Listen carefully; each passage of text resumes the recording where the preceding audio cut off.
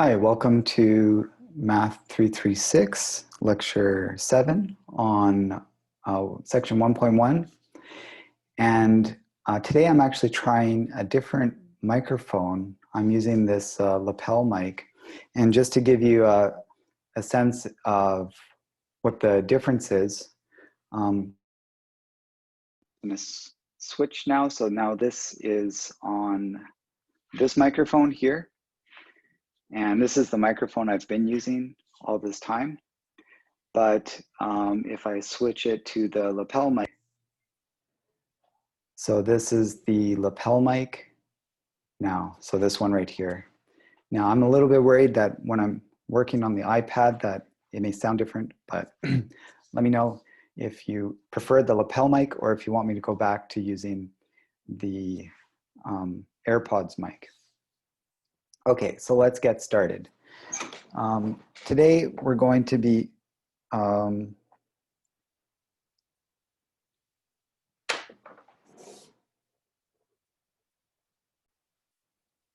okay, sorry, I just had a phone call. I think my wife accidentally dialed me.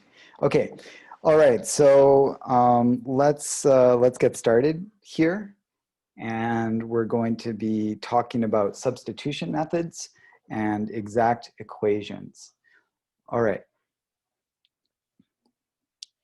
So substitution is a familiar topic to many of you from probably Calculus 1 or more likely Calculus 2. And we know that to solve some integrals, we need to use u sub in order to solve them. And so for example, here's one of the integrals that you saw from homework 2. And in order to solve this integral, we do u sub. So we see that in the denominator here, there's this 1 plus x squared. And we also see this x up here. And so we know that when we do u sub, we're going to let u be 1 plus x squared. And so du is 2x dx. And that 2x dx is right up there. So that means that we can replace that with du and replace the 1 plus x squared with u. And now we just do the integral. So the integral is 2 times u to the 1/2. And then we just plug the formula for u back in like that. And that gives us our integral. So everybody should be very familiar with this technique.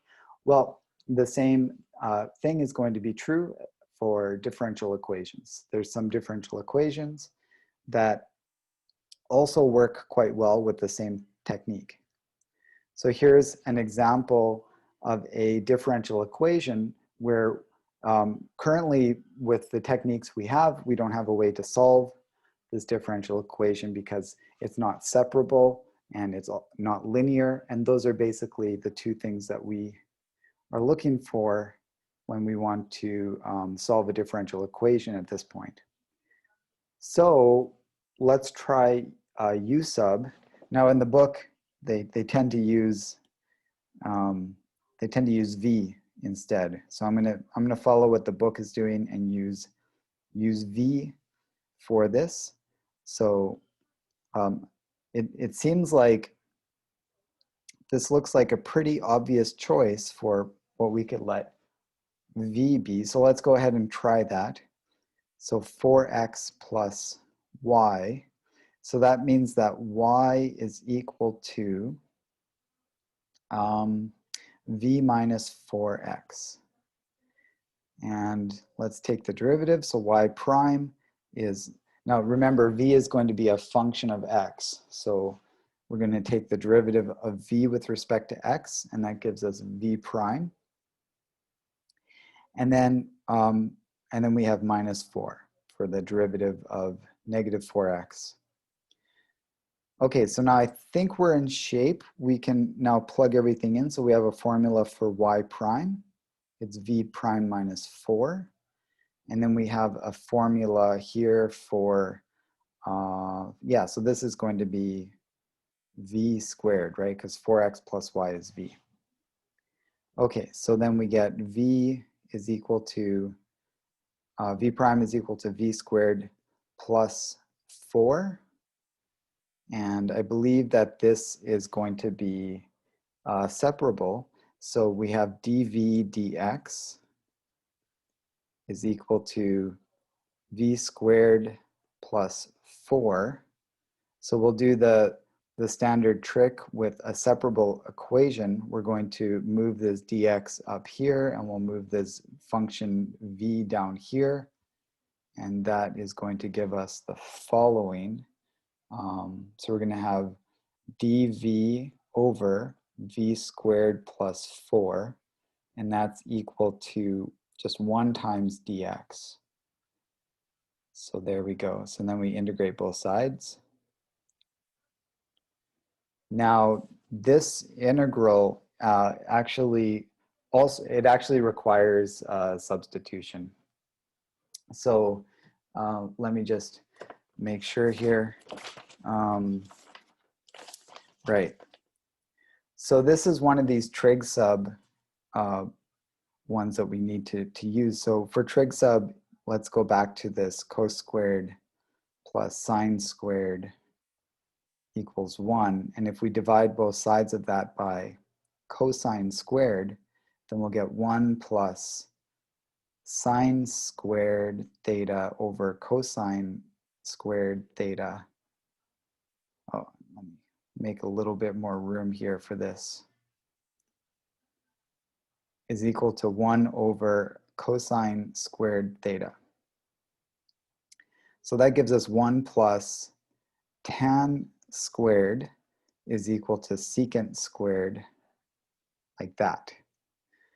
But we have this v squared plus 4, so I guess what we're interested in is like multiplying this expression by 4. So we want to have something like this.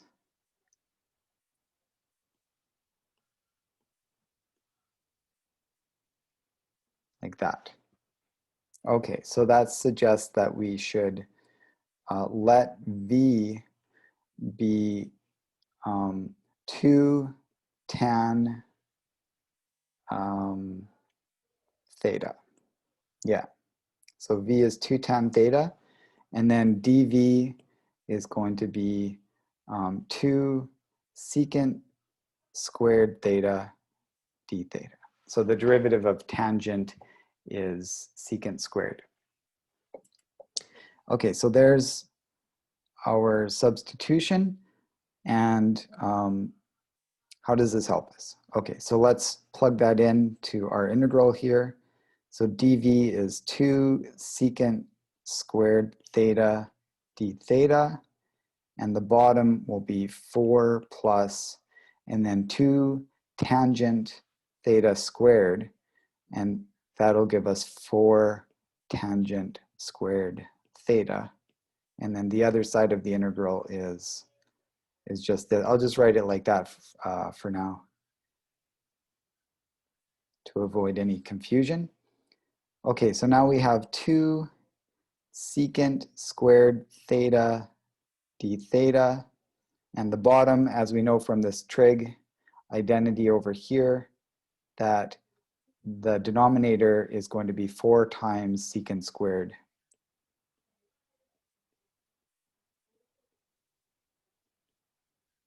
Okay, I guess it doesn't hurt to just do this integral now. So I'll just do that integral. I'll just call this C1. Okay, so now this is going to simplify. We'll have 1/2. I guess the secants disappear, right? So that cancels with that.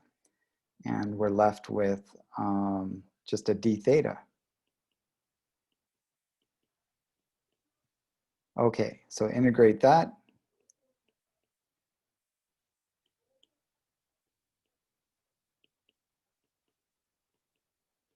There we go.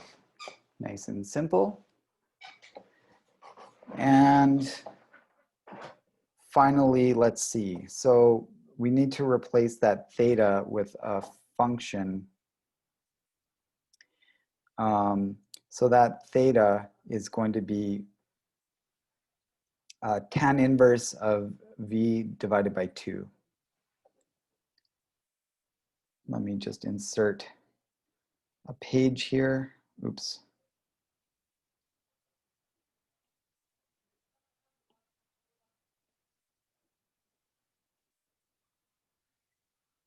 Okay, that seemed to be fine.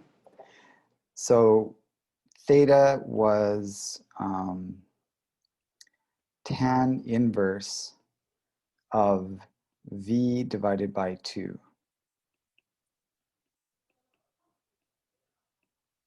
Okay.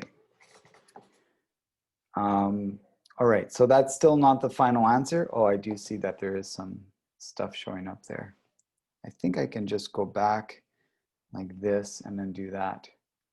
And that fixed it, perfect. Okay, so I figured out how to fix that strange artifact. Okay, all right, so now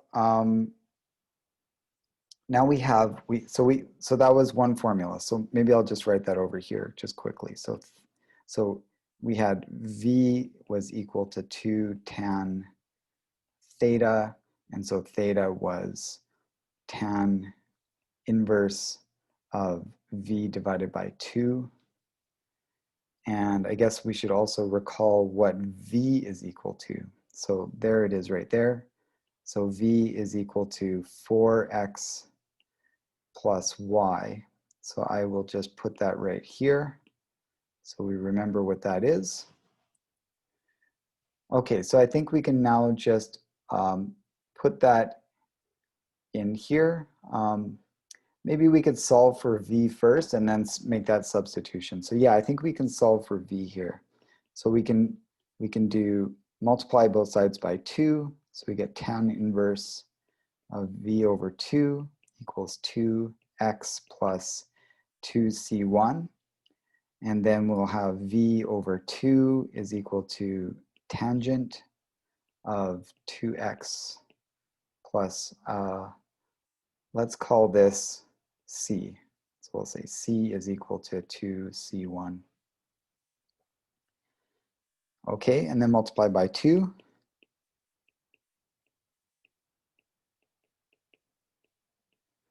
And now let's do that substitution. So that's 4x plus y.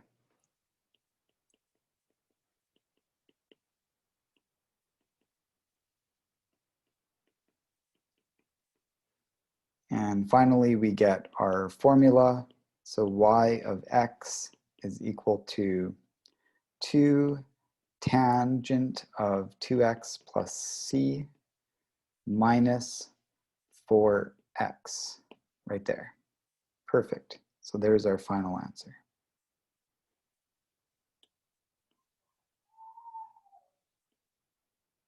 All right. Okay, so there we go. So there's an example of solving a differential equation using substitution, and we were able to transform it into a separable equation. Unfortunately, the integral that we had to do after that required another substitution. So there's actually 2 substitutions here. Your traditional U sub, it was actually a trig sub that we were doing. And, but it all started with that initial substitution. Okay, so in that case, the substitution that we chose seemed kind of obvious, and it did work out quite well for us. But there's another class of problems called homogeneous problems, where there's a very well-known substitution that is going to work very well for these types. And it's very easy to recognize these homogeneous equations. Okay, one sec. Okay, sorry, my dogs were barking, so I just paused the recording. But actually, while I was paused, I went over to GeoGebra to look at that last example. So why don't we head over there, and I'll just quickly show you. GeoGebra was able to solve this differential equation. Okay, so here we are in GeoGebra, and I typed in so it was y prime equals 4x plus y squared. So I just put that formula for y prime into the slope field here, and got the slope field. And then I solved the ODE with that 4x plus y squared formula for the derivative. And there it is. It solved it. It was able to get exactly the solution that we had. We had, well, we had, I guess, 2 times tan x of 2x plus c. So the sign is a bit off. I'm not sure exactly why that is, but nevertheless, the minus 4x is the same. But there we have it. And if I hit play, you can see as that constant value is changing, that we are getting different values. Oh, they still have 2 times that constant, whereas we replaced it with just a single constant. But there it is. Yeah, so that's the solution. So GeoGebra was able to solve it.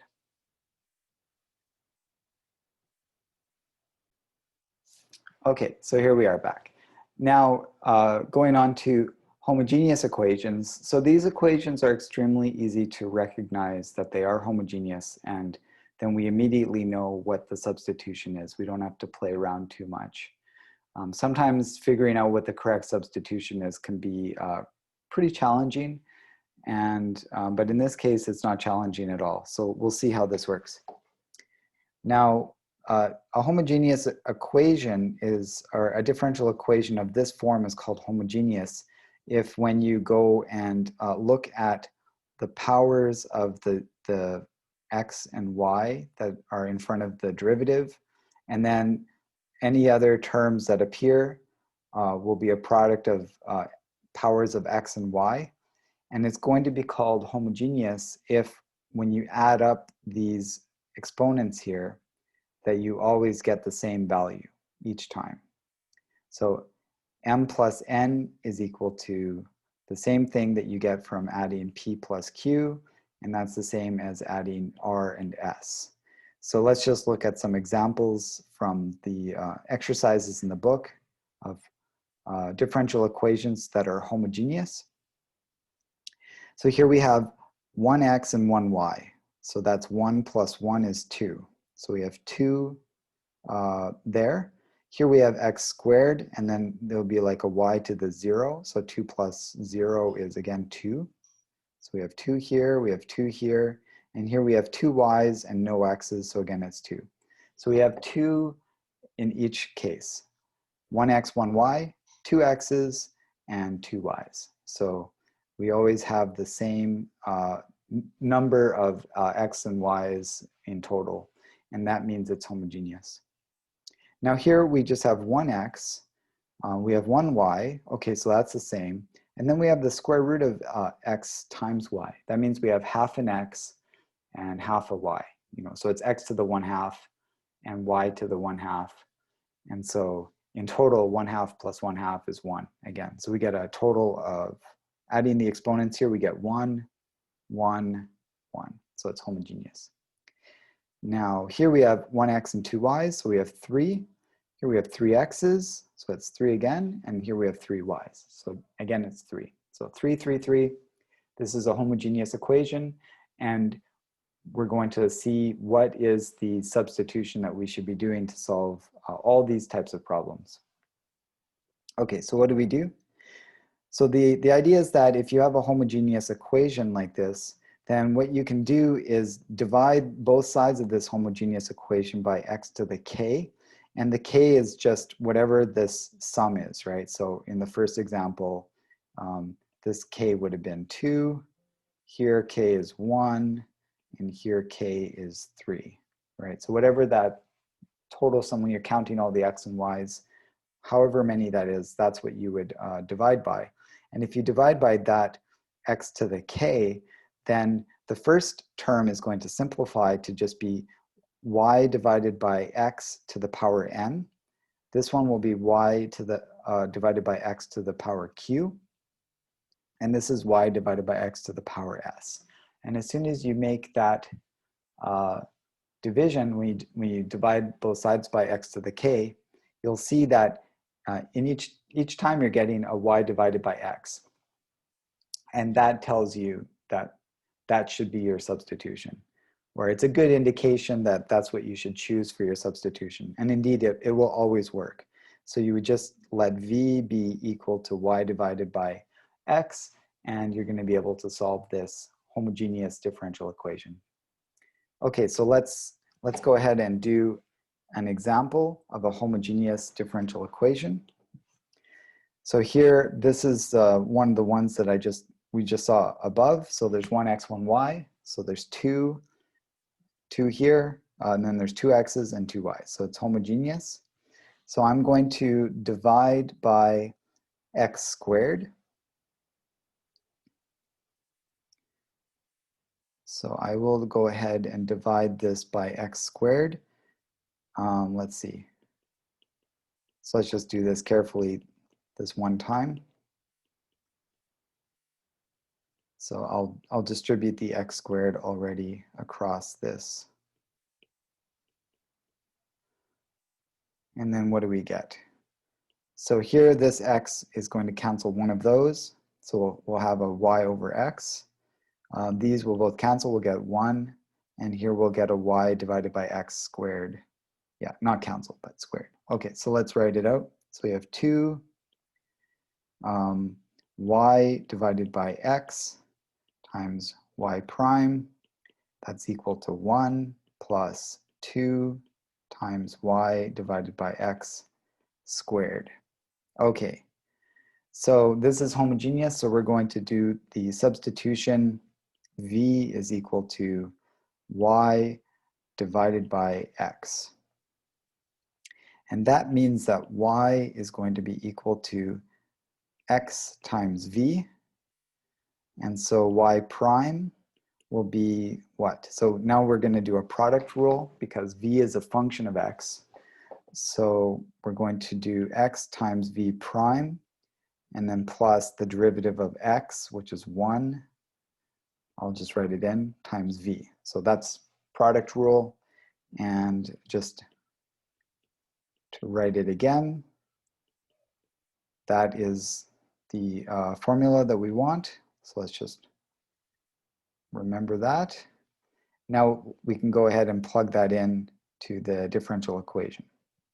So we're going to get 2 y over x, that is v, and then the y prime is x v prime plus v. And then on the right, we get 1 plus 2 v squared. Okay. So let's solve this equation for v prime. So I'll divide both sides by 2v.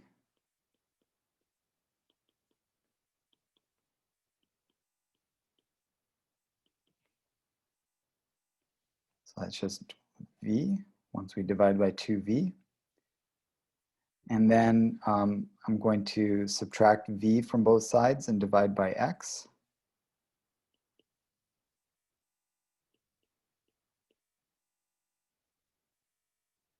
Ah, okay, I see what's going on here. So first of all, let's just notice this, right? Subtract, maybe I'll indicate it with a red pen. So that cancels that. And now we just divide both sides by x. And what do we get? So we're gonna get 1 over 2xv. There it is. And this guy is a separable equation. So that is separable, because we can separate the variables. Okay, so let's write it out this way. dv dx is equal to 1 over 2xv. And with separable equations, we're going to move this dx up here, and then we're going to move, we're going to leave this x here, and we'll move the 2v part, we'll move that up there. All right, so what do we get? We're going to get 2v dv is equal to dx over x, and then integrate both sides. And what does that give us? So we'll get v squared for the first one. The second one will be log of absolute value x, and then plus c. Maybe I'll call that C1. All right.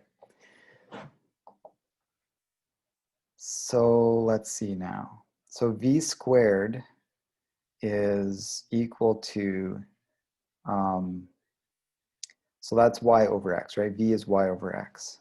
So we'll have y over x squared is equal to log x plus c1. So that will be y squared over x squared, but I'll multiply both sides by x squared. So I'll get x squared times log absolute value x plus c1. And that's probably the best that we can do here in this case. Yeah, I mean, we could take the square root of both sides, but then it looks like we're gonna have to settle for an implicit solution here. And actually this C is actually fine. I'm not gonna change it, so I'll just erase the 1 there. So that's our final C. So let's just stick with this. And that is our, is the general implicit solution. So there's the general implicit solution of the differential equation. Okay, so over here in GeoGebra, I plugged in the formula for that differential equation. If you solve that initial differential equation for y prime, you'll see that y prime is equal to x divided by 2y, and then plus y divided by x. So I did the slope field, so we see the slope field there, and then I tried to solve it, and it is solving it. It's actually taking the positive square root, because we had that y squared equals x squared times log stuff, right? So it actually took the positive square root, so that's why we have x times the square root of this log. And we had log x plus c, but they're putting the constant inside the log, which is possible if you think of that c as being logarithm of something. So that's what it looks like. And so they're just giving us one of the two possible solutions. There's another solution that is also possible with a negative as well. You see it's just giving us kind of half of it. All right, so that's what it looks like in GeoGebra. So GeoGebra is solving it, but it's not giving us the actual final implicit solution that we actually want. It's only giving us part of the story. Okay, so next topic is are the Bernoulli equations. So this is another class of problems where we know exactly what the substitution that we should do is, and also it's another class of differential equations. It's very easy to recognize that, oh, this is a Bernoulli equation, and so therefore I'm just going to do this substitution and it'll work every time. So this Bernoulli equation actually looks very similar to the linear equation that we've seen before, except it has this extra term here. So normally we wouldn't have this y to the n appearing here.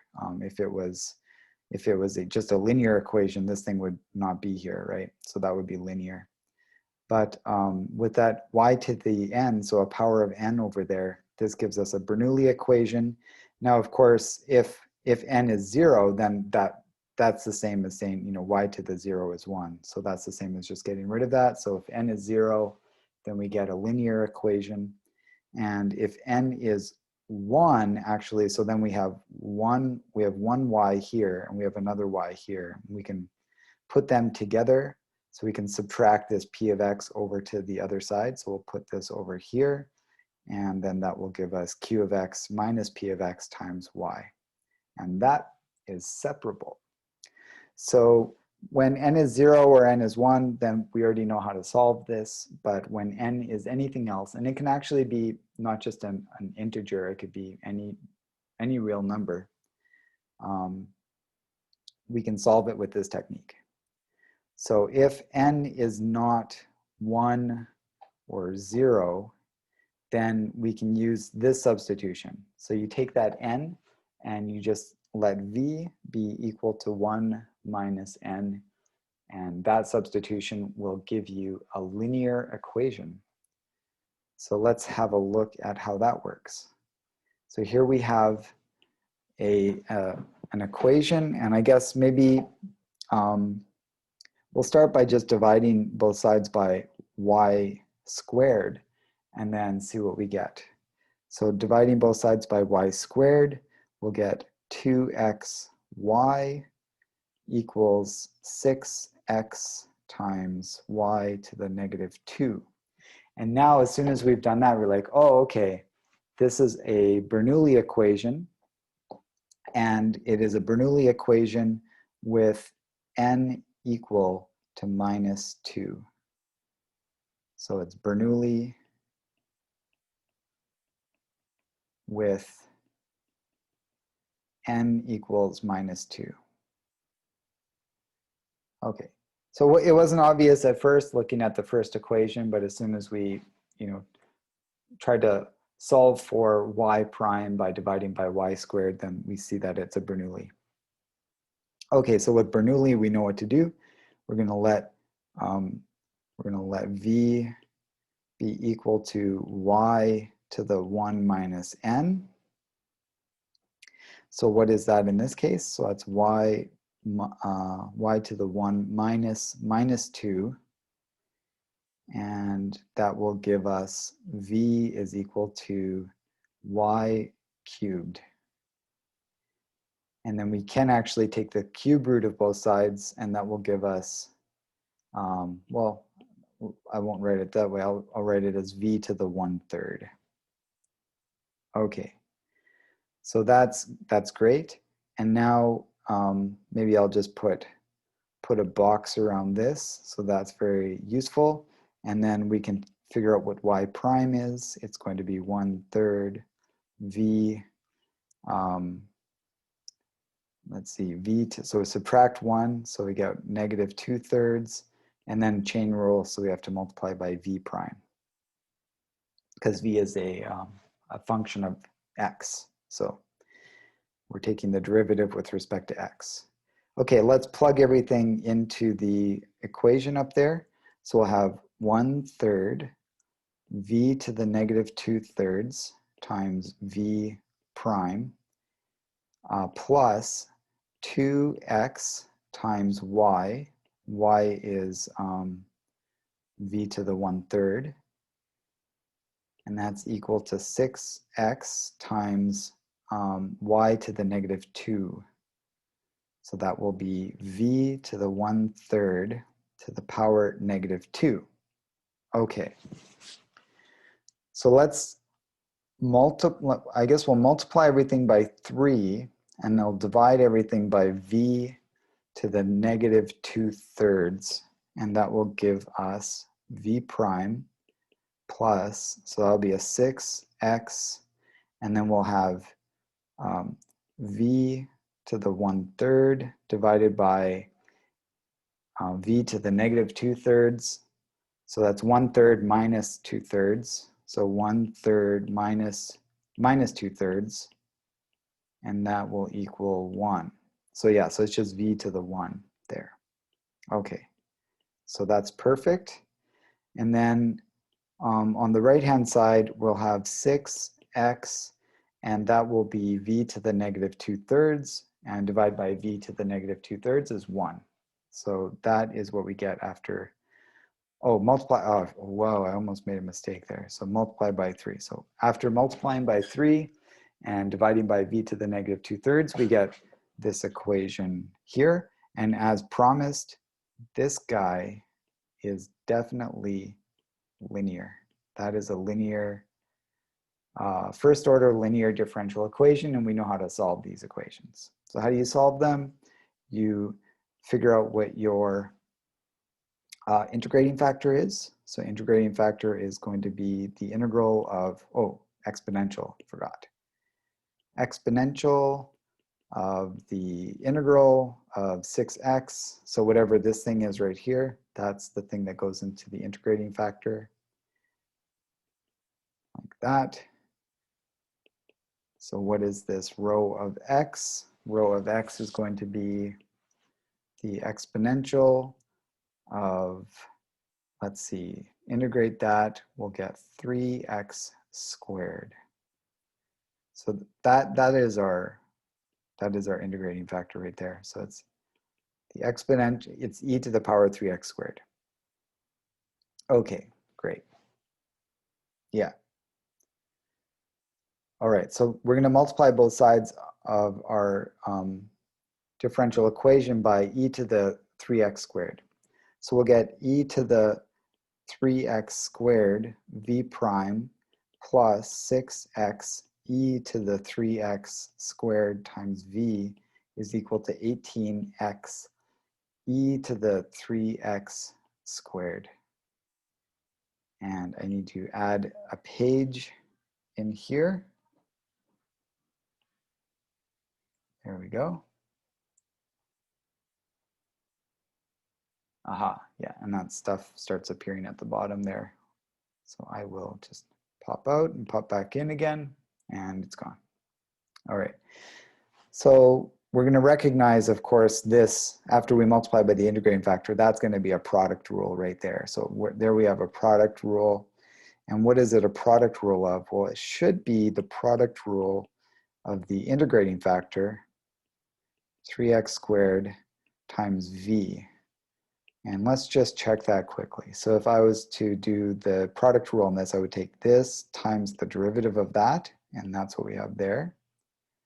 And then I'll take the derivative of this times that.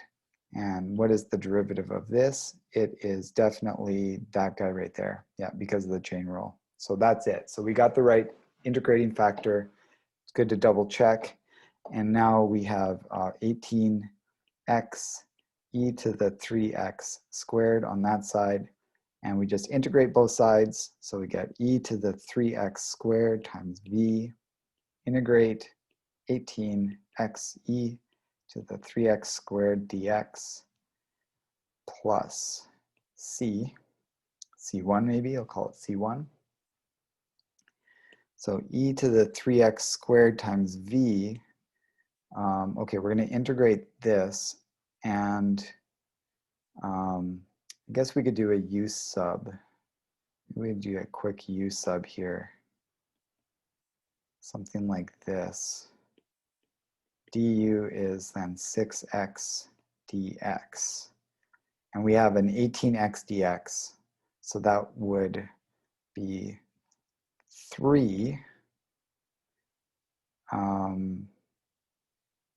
Yeah, 6x dx goes away. That's replaced with du, and we're left with 3 times e to the u, and then du, and then a plus c1, and this stuff here.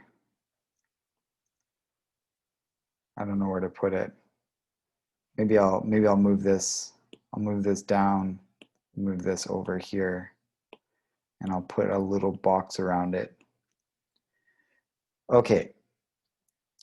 Integrate that. So e to the 3x squared, v is equal to 3 e to the u plus c1. But u is going to be 3x squared, or e to the 3x squared. Oh, no, it is 3x squared. Yeah, u is 3x squared. So we get e to the 3x squared plus c1. Divide both sides by e to the 3x squared. We get 3 plus c. And instead of putting that in the denominator, I'm just going to use a negative exponent there to represent the division. All right, so we're not quite done. We have a v here, but we want to solve for y. So let's go back up and see what what we did for, what is v equal to? Right, okay, yeah, v is equal to this one here. So v to y to the y cubed. So let's just put that, oops. There we go. So that's what we had from above. So we have y cubed is equal to 3 plus, oh, let's just call this c now. I can see that that is the c that I wanted. But maybe I'll just put a note here. I'll just say c is equal to c1.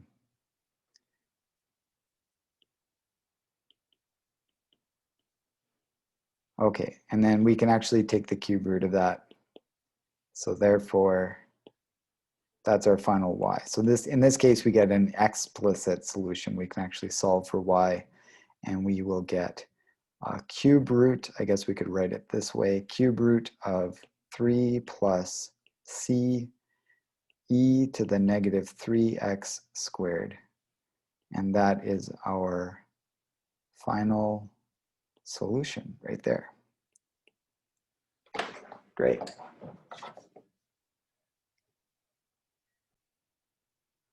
All right, so I plugged that differential equation in. So once you solve for y prime, then the formula you have is 6x divided by y squared minus 2xy. And when you plug that in, it looks like GeoGebra was able to solve it, and just sort of comparing that with our solution.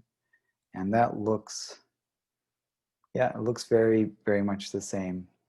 It's just in a slightly different format with the way they're doing their constant, but yeah, we've got the cube root, we have the e to the negative 3x squared times a constant, and then plus another, plus 3, yeah. So there's the 3 there. And yeah, it's able to solve it and plot the picture with different constants. So it looks very nice. All right, so GeoGebra was able to solve this Bernoulli equation. Okay, so final topic for this video here are the exact equations. So we've been talking about implicit and explicit solutions a bit here. Now, for certain implicit solutions, the differential equation has this really nice structure, which we call exact. And in order to really see this for the first time, I think it's a good idea to start with the differential equation, this implicit solution, where this is an equation here, which is defining y as a function of x. So it's like defining the relationship between y and x. So y has to satisfy this equation. So you put in a value of x, and that sort of then determines what y has to be.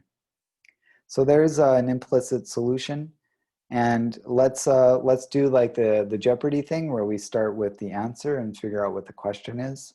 So let's see if we can find what is the differential equation that this implicit solution satisfies. So what we can do is take this differential equation and take do implicit differentiation of both sides. So implicit differentiation here, we're going to take the derivative of both sides with respect to x. And this first term here, we'll do a product rule. So it'll be x squared times the derivative of y squared with respect to x. So that requires a chain rule. That'll be 2y times the derivative of the inside function, which is dy dx. So there's our derivative of the inside function. And then continuing the product rule, we then take the derivative of this guy, that gives us 2x, and multiply by the second guy, so that's y squared. Okay, now here, derivative of x cubed, 3x squared, and then the derivative of y to the power 4, that's 4y cubed, and then chain rule, so we multiply by the derivative of the inside function, so that's dy dx. And the derivative of this constant here is 0. All right, so that's our implicit differentiation of this equation. Now, if you're to group things together, so if I was to take the terms that are in front of the dy dx, this guy and this guy here, and I put those together, I get this right there. So there's the 2x squared times y right there. And here's the 4y cubed right there. So just collect the dy dx terms together, and then we'll collect the other terms together as well. So then we're left with this stuff here. So that's 2x y squared and plus 3x squared. Well, it turns out that there's another way, maybe an easier way, to do this implicit differentiation. If you think of this formula here as a function of x and y, so there it is right there. So here's my formula, that function of x and y. I can actually get this directly by taking this formula and taking the derivative of it with respect to x and just treating y as if it was a constant. So now I don't have to worry about like chain rule stuff that you normally do with implicit differentiation. You just go through, and I'm going to take the derivative of this with respect to x, and I will get 2x times y squared. This will be 3x squared, and the derivative of this with respect to x, thinking of y as a constant, that's 0. So then we get exactly this. We could have just taken this guy here and taken the derivative of it with respect to x, treating y as a constant. That's called the partial derivative with respect to x. That's why we use these partial derivative expression. Kind of, we saw partial differential equations. So it's the same thing, taking a partial derivative. And if we take this, do the same thing with y, take the derivative with respect to y of this guy, that's going to be 2x squared times y. The derivative of this with respect to y is 0, and the derivative of this guy with respect to y is 4y cubed. So you see we get the same thing, and I would say it's easier. It feels a lot easier to do it that way. There's actually really no product rule, no chain rule. It's just really simple, take the derivative of everything. Okay, so that is really good to know. And this actually comes from this differentiation rule from multivariable calculus. So if you ever have like a function of x and y, and you want to take the derivative of it with respect to x, where y is a function of x itself, then you do the partial derivative of f with respect to x times the derivative of x with respect to x, and that's 1, so that actually just goes away. And then we do plus the partial derivative of f with respect to y times the derivative of y with respect to x. So that's kind of like a multivariable version of the chain rule. And that's where this formula actually comes from, right? So here's the dx dx, but that's just 1, right? So there's just a 1 there, like that. Yeah. Okay. Well, we want to now know how to go from this is the differential equation. So imagine now you're given this differential equation and you want to go back and find the solution. So say we're given this, or more often what we're given actually is they just multiply this whole equation by dx. So this dx ends up moving over here. And so very often they give it to us in this form. So the question is, given this differential equation here, how do we find this solution, f of xy equals c? So how are we going to find this f of x, just given this? Imagine that we don't know f of x, right? F of xy. Well, the answer is that we just need to find a function f of xy so that when we take the derivative of this with respect to x, we're going to get this guy, right? Because that was the partial of f with respect to x. And if we take the partial of f with respect to y, then we're going to get this guy. That's what we want. So we want find f so that partial of f with respect to x is this, and partial of f with respect to y is that. So that's the idea. However, this may not always be possible. If you're to just like randomly just write some differential equation down, just like pull a bunch of, you know, pull some algebraic equations out of your head, throw them down. Can I solve this? And the answer is probably not. There is a very special structure that needs to be in place in order for us to be able to solve this differential equation. And that's because of this fact that for any twice continuously differentiable function f of xy, we always have that if we take the derivative with respect to x first and then y, we get the same thing if we do the derivatives in the other order, if we do the derivative with respect to y first and then x. So that's this notation here means derivative with respect to partial derivative with respect to x first and then partial derivative with respect to y. And this one is the other direction. So y first and then x. Okay. So what does this mean for this differential equation? It means that we're only going to be able to solve a differential equation like this and find this function f of x if this formula that we have here, which we can call m of xy, and this formula here, which we call n of xy, it has to satisfy that taking the derivative of this with respect to y will be exactly the same thing as taking the derivative of that with respect to x. And that is our test for exactness right there. That's how we test if a differential equation is exact or not. If this doesn't hold, then we should stop and we should not try to solve it because it's impossible to solve it. But if this is true, we know the differential equation is exact, and now we can go ahead and find x, and we know we'll be able to find x this way. So for this differential equation here that we've been looking at, the m of xy, that's this function, and then the n of xy is that function right there. So let's do our test for exactness. We want to take the derivative of this with respect to y. So let's do that. So the derivative of this with respect to y is going to be, let's see, so I will get 4yx, or 4xy here, and this will be 0. So I'll get 0 there. So I get 4xy. And now with this one here, I'll take the derivative of that with respect to x, and that will give me, here I'll get 4xy, and the derivative of this is 0. So in both cases, I get 4xy, they're equal. That means this equation is exact, and we'll be able to find the f of xy, which we already know because we started with the f of xy, but pretend we didn't know it.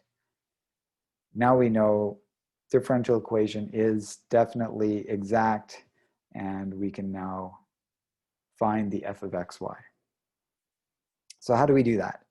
Well, we know that if you take the derivative of this unknown f, pretend we don't know it, if we take the derivative of this unknown f with respect to x, that has to be equal to that first formula, that m of xy. So that means if we integrate that formula with respect to x, then that'll give us f of xy. But we do have to remember that there's going to be a constant of integration that will pop out. We always want to have this constant of integration, but it could depend on y, right? So it's an integration, in a way it's not really a constant, but because it depends on y. But in terms of x, it's a constant, but it could depend on y. And in this case, we will see that it actually does depend on y. So that's kind of the trick here, is to remember that when you add this constant, it's going to be a function of y. Okay, so let's do this, this integration. So the integral of this one with respect to x is x squared y squared, and the integral of this with respect to x is just x cubed. So there is our formula for f of xy. And now we just need to figure out what is this guy right there. So what is that? So to figure that out, we use the other piece of information we have, which is that if you take the derivative of f with respect to y, then you should get this, right? That's the information we have. However, let's just start with this formula and take the derivative of that with respect to y, and we'll get 2x squared y when you take the derivative of that with respect to y. The derivative of this guy with respect to y is 0, and then the derivative of g of y is going to be g prime of y.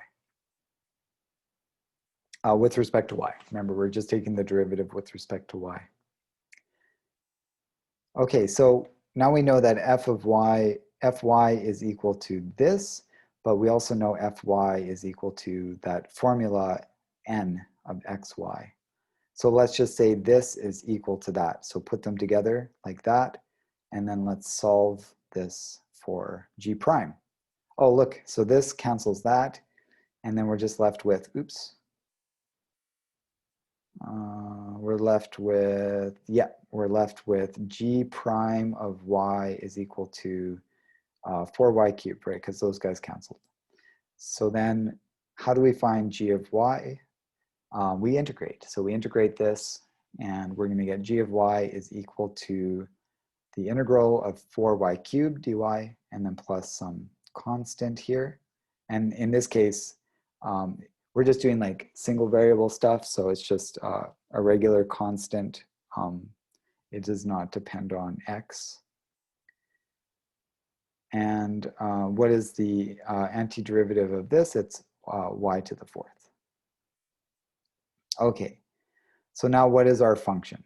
So our function is, from above, it was given by this, but now we actually know what this g of y is. So let's plug that in. So g of y is this y to the 4th c1, and that gives us our solution to the exact differential equation. It's going to be this f of x y equals 0, and then we can just take this c, move it over there, and replace this negative c1 with a c, and that gives us our final answer. That was actually the thing that we started with, but now you see we went from the differential equation and we were able to solve it by using this technique.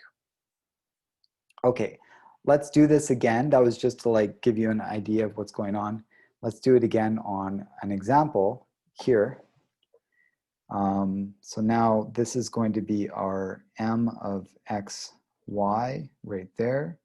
And this will be our n of x, y right there. So maybe I'll just highlight this. So right there, m of x, y, and then in green here, this formula here, that is the n of x, y. And we're thinking that we want to find an f of x, y so that this is equal to the derivative with respect to x, and this is the derivative of f with respect to y. So that's the idea. But of course, we should test before we actually do this, because it's some work. We should actually test to see if this equation is exact or not. So what is our exactness test? So our exactness test is, does m with respect to y, derivative of m with respect to y, does that equal n, the derivative of n with respect to x? So let's do this test. So the derivative of m with respect to y, so derivative of cosine with respect to y is 0 because it's cosine x, and then the derivative of log y with respect to y is 1 over y. And then over here, the derivative of n with respect to x, so that'll be 1 over y here when I take the derivative of that with respect to x, and when I take the derivative of e to the y with respect to x, it's going to be 0. Okay, so that means that we get 1 over y again. So therefore, this differential equation is exact. Okay, so that means there is going to be a function f of x, y that will give us our general solution. All right, let's start with the first one. So we know f x will be equal to cosine x plus log y. Let's just check that. Cosine x plus log y. Okay, so when I integrate both sides of this with respect to x, I'm going to get cosine x plus log y, integral with respect to x, and then of course we have a constant here which is could depend on y. So it's a g of y. Okay, so let's see, integral with respect to x. So sine x, derivative of sine is cosine. And then the integral of log y with respect to x, that's x log y. X log y. X log y plus g of y. Okay, so that's what f of x, y is. And if I was to take the derivative of that with respect to y, the sine of x will disappear. The x log y, that becomes x divided by y, and then we'll have plus g prime of y. Also, fy is equal to n of xy, which is equal to what? X over y plus e to the y. Okay, so that's x over y plus e to the y.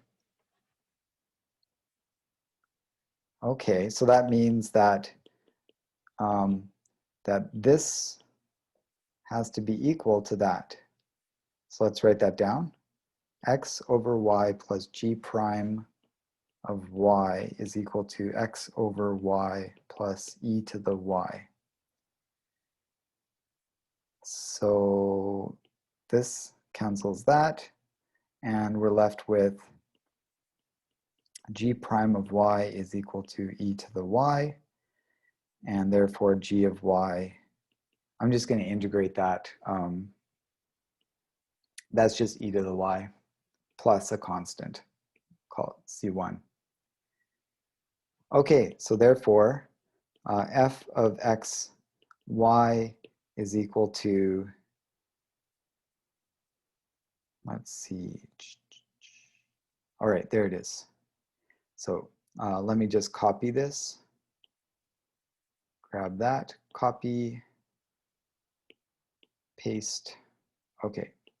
And then plus g of y, so that's e to the y plus c1. And so therefore, the general implicit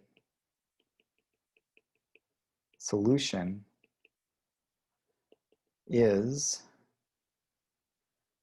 sine x plus x log y plus e to the y, and then just move that constant to the other side. So set the function equal to 0, move the constant to the other side, and we get this. So typically that's how the answer looks, like that. So it's always equal to some constant like that. Okay, so that's implicit, that's solving exact differential equations. So today we covered a few different topics using substitution and how we can solve differential equations with substitution, how we can use substitution to solve homogeneous equations, so how to recognize homogeneous equations and use substitution to solve that, how to recognize a Bernoulli equation and use substitution to solve that, and then finally we learned about exact equations and how we can recognize a differential equation as exact using the exactness test and how to solve it once we know that it is an exact equation. And that's it. So it's a variety of different topics, but that is section 1.6. So thanks for your attention.